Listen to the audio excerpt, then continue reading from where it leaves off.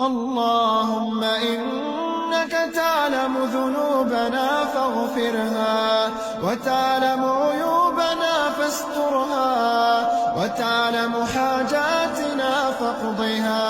نعلم أننا مذنبون، ونعلم أننا مخطئون، من نقصد وأنت المقصود،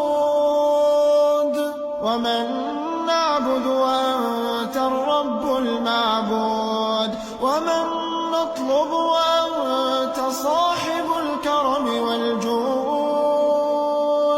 جئناك بأذنب كثيرة، جئنا ببابك واقفين، بأيد مرتفعة وقلوب منكسرة.